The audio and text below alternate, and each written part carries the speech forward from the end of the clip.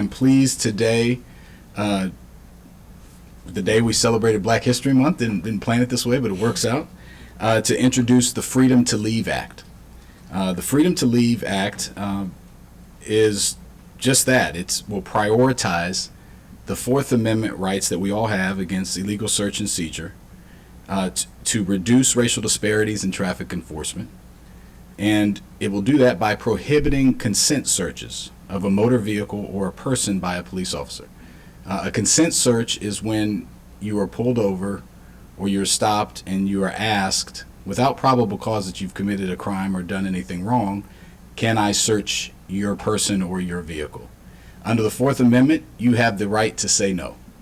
However, many studies have shown that that right is really not able to be exercised in most interactions because of the significant power imbalance that is created when an armed officer may ask that question. It's important to note also that 90% of warrantless searches in the United States, 90%, are conducted through consent search. The vast, vast majority. As a council member, I'm committed to ensuring the safety of all of our residents and using our work to also move us in a direction for more dignity for every resident. From my perspective, that this piece of legislation is important because it will ensure that residents, one, are aware of their constitutional right of freedom to leave. That's a very important thing. And that after the business of a traffic stop has been conducted, without providing consent for a longer, prolonged interaction. Currently, an officer can ask anyone if they can search their car during a routine traffic stop. This disproportionately, and data shows nationally and in Montgomery County, impacts the Black community and can be used as a tool to fish or to extend a traffic stop interaction.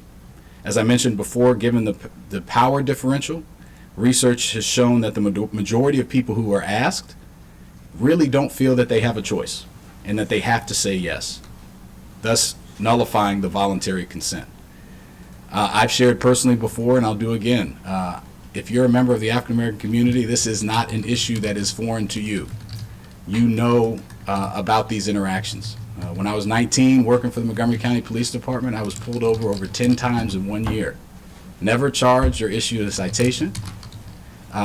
Was asked several times to have my vehicle searched. Some I consented to, especially early on, out of fear. It's not right. It doesn't produce safety. And it makes trust be eroded between certain members of our community. And it's not a good, efficient use of time.